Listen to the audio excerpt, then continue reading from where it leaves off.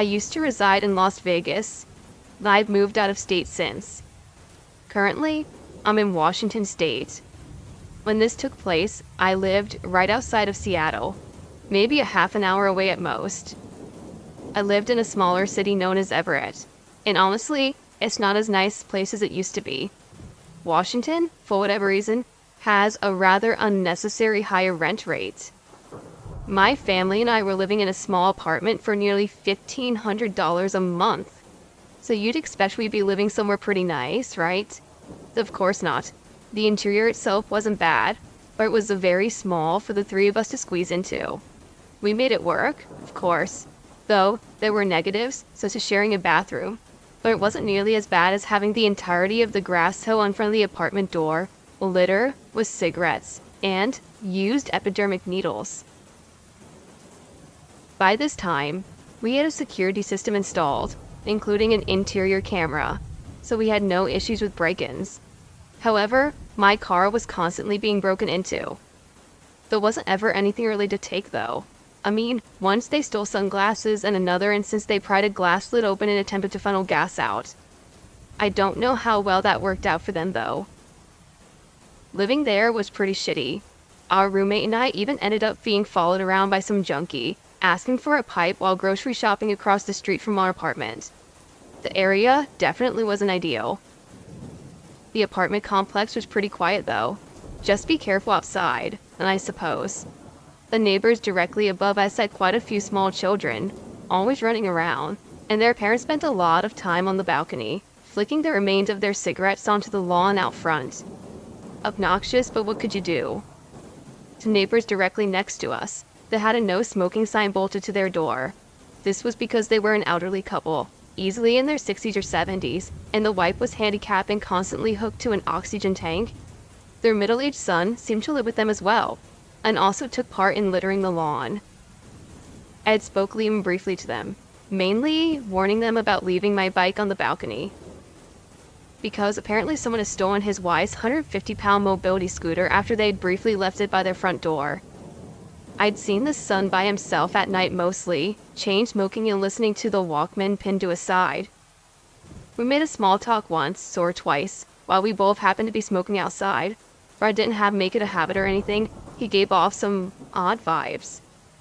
I ended up enrolling into a trade school, which happened to be out of the state of Oregon. Astoria, Oregon, specifically.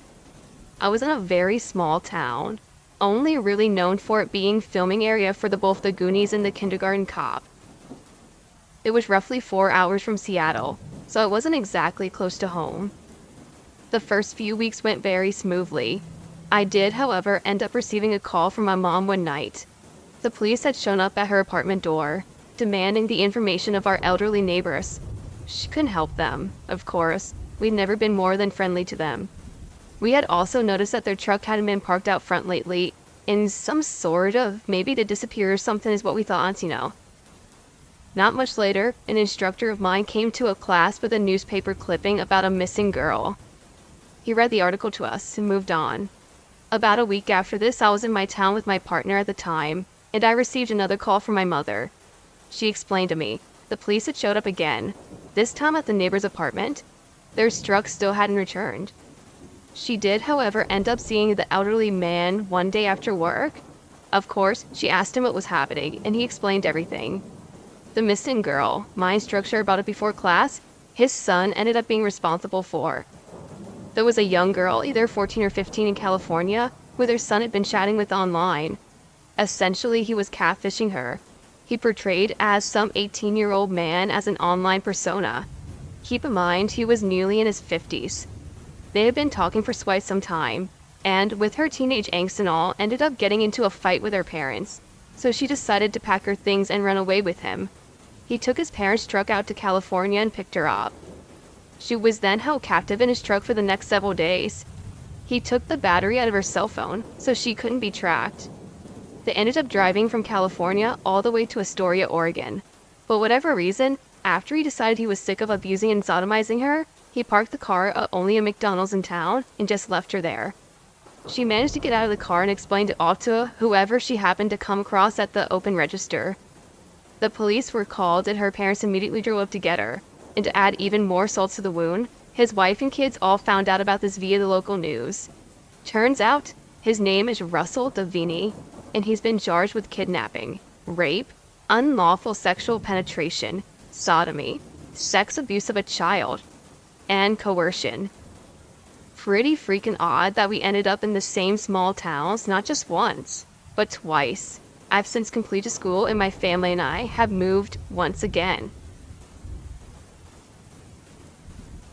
This happened about 4 years ago in my hometown.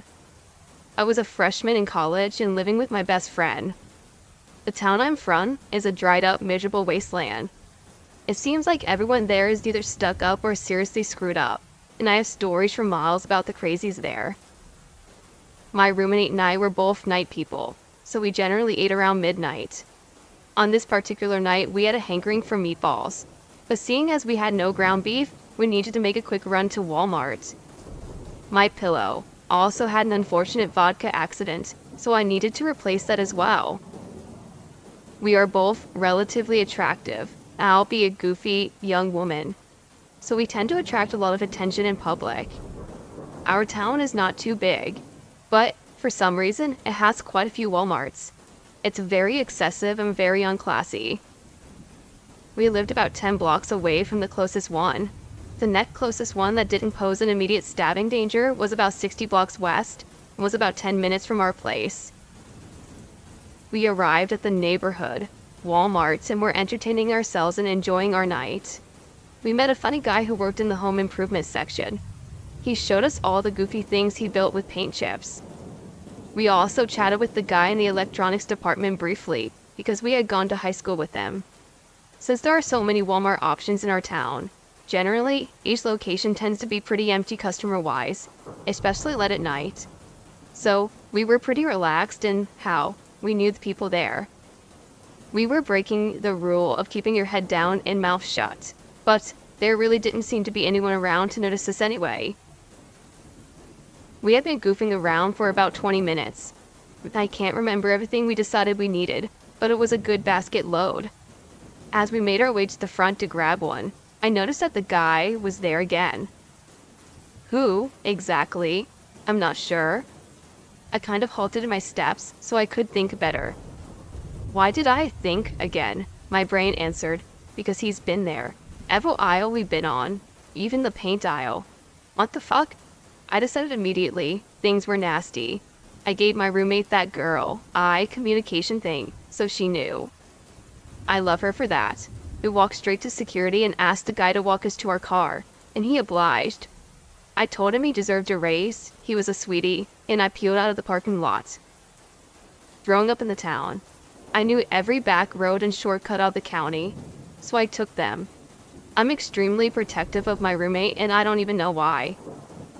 I get a macho boyfriend attitude when I'm around her.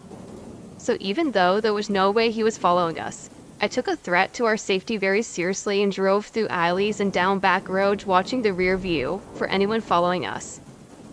We still had no ground beef and my tummy was rumbling, so I took us through a meandering path to the westernmost Walmart location. I scouted the parking lot, saw nothing explicitly shifty, and parked. We had a great spot right in front of the door.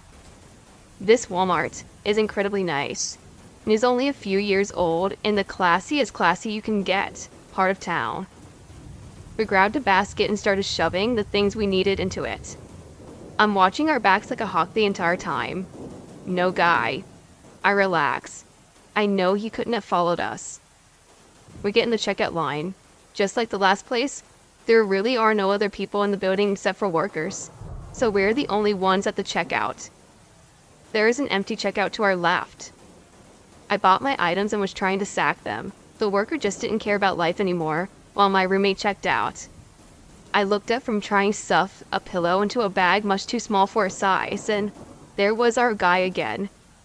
A 40-something-year-old guy, shriveled up from years of smoking and hard living, with a bleached brown hair and a blue, cocked trucker hat. Skinny as a beanpole and smirking. Blue eyes, looking right at me. He grabbed a package and tried it and threw it nonchalantly on the belt. My roommate's back was to him, literally a few feet away. and I just went scully. Grab your bags, now. She wasn't looking at me. She was messing with her wallet. We are leaving, now. I looked at him, bristled, and told the cashier to call security. The poor cashier had no idea about life, from honest. He looked at me like I was a talking frog.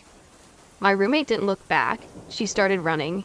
I think back now, it must have been fucking hilarious. A squatty blonde girl running with poorly bagged pillows behind a long lanky girl running from God who knows who, holding 2 pounds of ground beef. I looked back and he was buying his gum, watching us like a wolf. We skidded around the displays and to the door, and I caught my pillow, which was dislodged under my centrifugal force, yelled at security. The man in the blue hat is following us. Watch us to the car. We kept running. I always scream at my computer when you guys post that you went to your car without security. But remember, I realize that it could have been fight or flight. We already were running, and it's just hard to stop when you're scared. I'm so glad we got a spot up front, and my remote unlocked work. We power slid into the cars, and once again peeled out. As I was whipping out of the spot, I saw security grabbing his arm as he watched us drive past the doors. On the drive home, I thought about how he could have possibly followed us. Of course, I was scared he would follow us home, so I took an extra hour before going straight back. I don't know what he was doing. I don't know why he was following us. We are young women, but 2 of us, that's a lot to do with, I would think. The most I can think is that he was stalking Walmarts.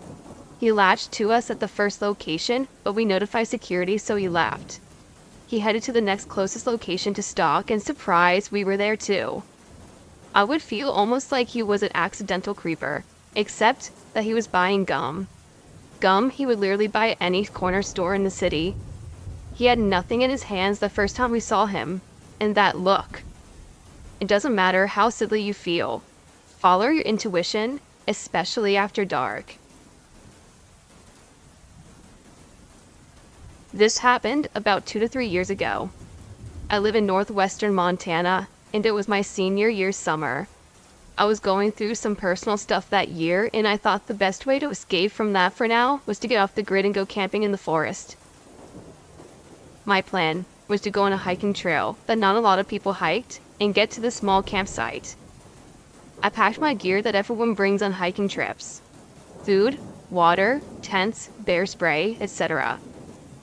When I left, it was after work and it took a couple of hours to reach the beginning of the hiking trail. The hike was 10 miles into the forest, which had winding paths, rocky areas, and thick and overgrown brush that at times was hard to see the trail because of how overgrown the trail has become with the lack of people using it.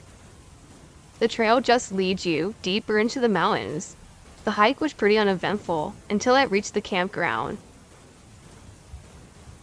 When you come out of the trail into the campground, the first thing you see is just a small open area, about 30 to 50 feet, so just enough to hold a couple of tents.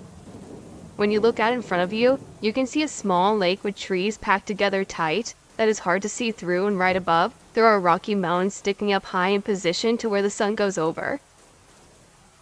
Surrounding the area are pine trees, making it hard to see more than 20 feet in front of you.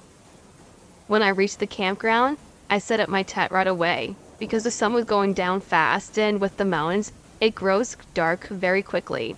And since I haven't had anything to eat yet, I get a fire going and put some food on. Here's where it starts to begin. Nightfall came. The night was calm, and just a breeze was coming through, and it felt really nice. It was coming in very slightly, making the trees just move enough to where it starts to make croaking noises.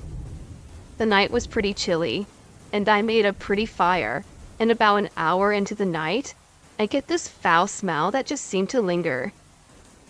It must have been coming from the wind, and it made its way to me, I think, but the smell was so strong it felt like it was right next to me. I threw another log onto the fire, and I hear this scream what sounded like a woman next to me coming from the direction the wind was coming from. I think, anyway. This freaked the hell out of me, because I thought it was the only person here, because I didn't see any other tents around, and there's no place to set up tents other than the spot I'm in. The scream didn't come from the trail I came from either. The visibility that night came from the campfire and the moon reflecting off the lake, so I couldn't see very far. But I reached into my backpack and pulled out a flashlight and just slowly started scanning the area for the woman. I yelled back, "Are you okay? What's wrong?" And the woman yelled back, "Help me." So I said, "Where are you? Are you hurt?" Trying to find the source of the sound. There was a small pause when the woman yelled back, "Come here." But there was something off about the voice, and I was thinking to myself, the woman didn't sound like she was hurting or anything was attacking her. So that raised a red flag in my mind, and everything I said seemed like it didn't matter to the woman. Like she was trying to lure me out of the campsite with the same two words, "Help me," and "Come here." Right after that, I reached into my backpack and pulled out my handgun and kept scanning the forest. After a bit, I could hear far in the distance elk making noises, and right after, that same direction, the girl was yelling at me. I heard some sort of screech coming and then some movement in the direction of the elk, when the bushes moving violently until the bushes became unmoving and the campground became still again. After the thing ran away, the foul smell went away with it, and through the rest of the night it was calm except for the same screeching in the distance, where it sounded like it was miles away, just echoing through the mountains. I have never been more scared in my life, so I waited until dawn, packed up my things, and headed home. I haven't told anyone my story, but if you have any idea what this could be, please let me know. And thank you for taking the time to read my story.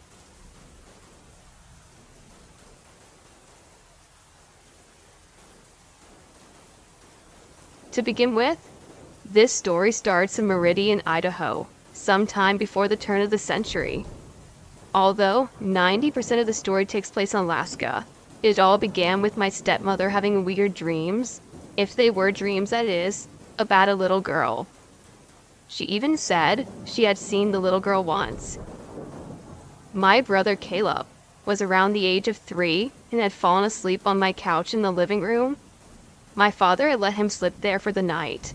Yet, at around 2 or 3 a.m., my brother had woken up and found that his favorite Woody doll was on the arm of the couch.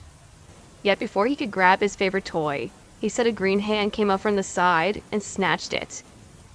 It went back down to the side of the couch and disappeared.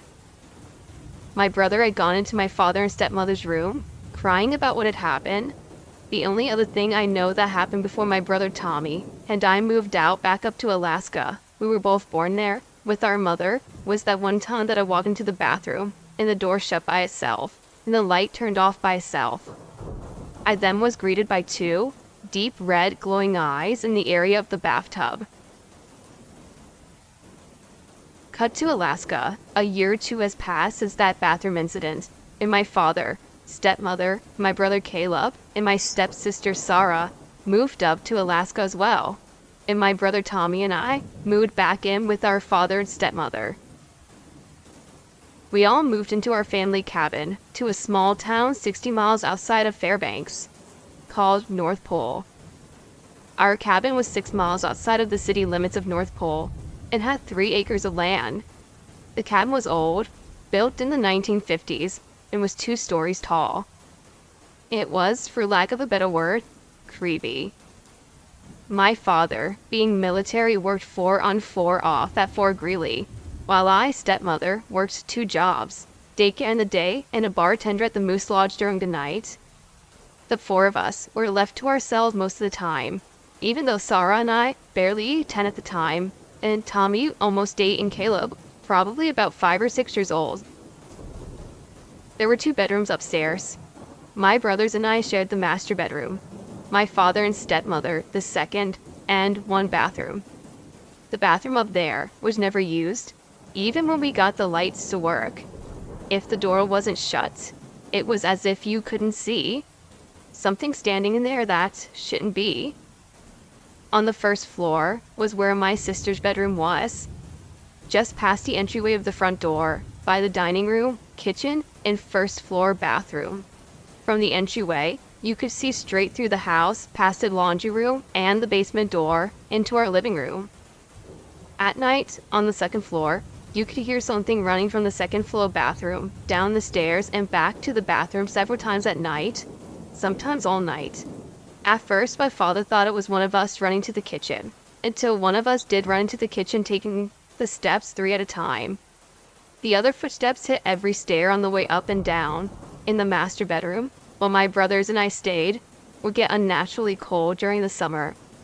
Even though it was 80 degrees outside all night, and ominously cold during 50-degree weather in our winters, one night, I saw something standing by our bedroom door. I caught it, thinking it was one of my brothers. It went through the closed door, ran all the way down the hallway and stairs, and continued to do so for the rest of the time that we lived there. My brothers and I hated the room we lived in. In fact, when I was about 3 years old and my grandparents owned the cabin, my brother Tommy and I had been born in Alaska and spent our toddler years up there before moving to the lower 48. I had gotten locked in the same master bedroom, even though the door never had a lock. Maybe the story started before Idaho. Maybe that was a different being. All 3 of us had slept in the same bed when we moved in, until we thought our father came to check up on us on one dark winter night, when the clouds blocked the light of the stars so we couldn't reflect anything. We got our own bed soon after that. We ended up getting a dog from a military couple who were being restationed from Eisen Air Force Base named Hulk. He lived up to his namesake. We watched him scare off female moose who had a baby once. One morning, and to this day, none of us know why he did this. Hulk busted through each one of our rooms and jumped on each of us and tried headbutting us to get up or something. Another time, Hulk came into the master bedroom, popped up on my brother Kayla's bed during a winter night when the stars reflected off the snow, giving our front yard the illusion of never-ending twilight, and he howled like a wolf. The only problem is that he was an American bull boxer, Mitt. Not even part wolf. I've never seen a dog do either of those things again. We had other problems too. The TV would turn on and off by itself as well as adjust the volume. A vanity mirror from the 80s weighing a lot more than me fell onto my stepsister. She wasn't even using it at the time. One summer and half a winter, my brothers and I moved into my stepmother's room because we had problems with our breaker box. Not uncommon for an old house. Now, in and of itself, the basement was a whole new type of fear and dread. When you opened the door, you had to go down 6 steps, take a left, and down another 6.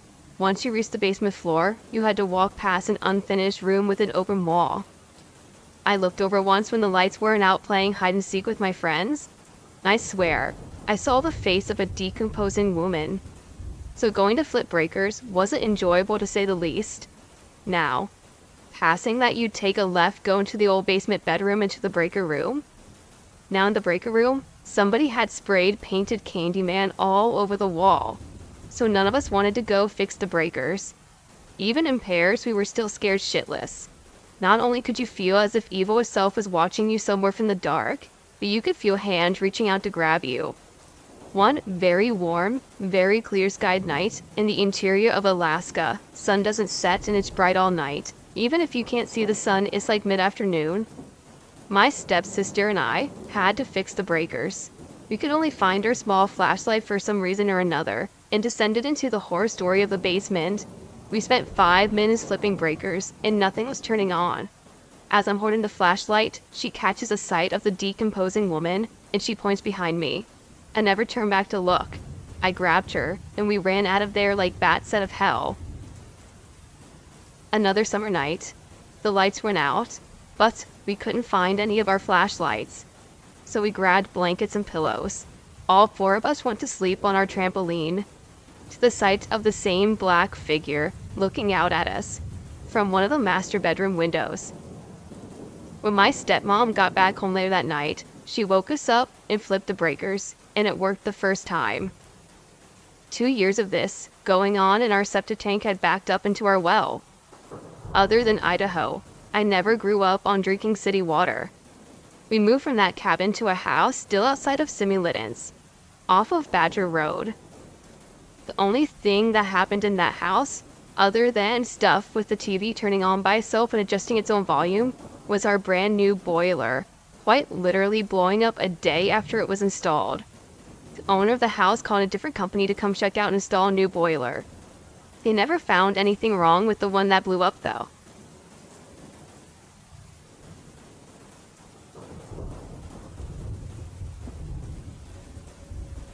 Though this story may seem grand to some, this story is as true as I am. When I was 17, my mother moved to a small town in Choiseland, Saskatchewan. The whole time, my mother and her partner were buying and cultivating the yard next to their house, while my mother was tilling the soil they had just purchased.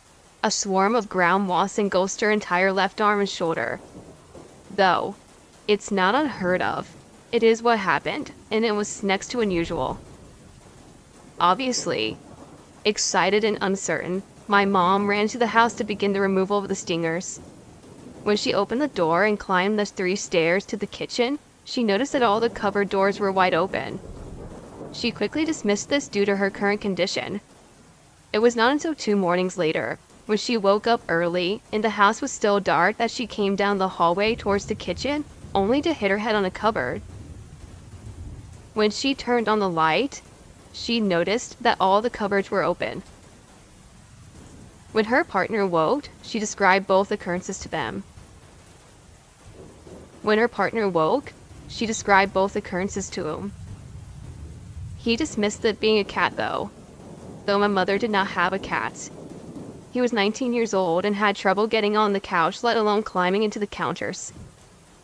As time passed, my mother noticed when she would wake, she would usually find the cupboards open, and on many occasions the pictures on the walls would be moved around.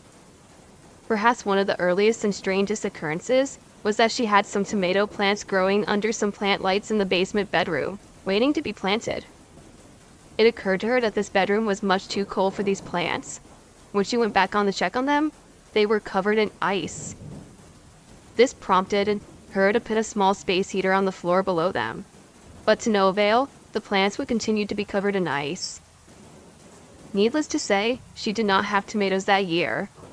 That room was always ice cold, but the cat Bart, whom I mentioned before, refused to go in that room. In fact, he rarely ventured down to the basement unless accompanied. It also seemed whoever was doing these things was quite old-fashioned. My mother acquired a job at the bar in town and had a few favorite shirts she liked to wear.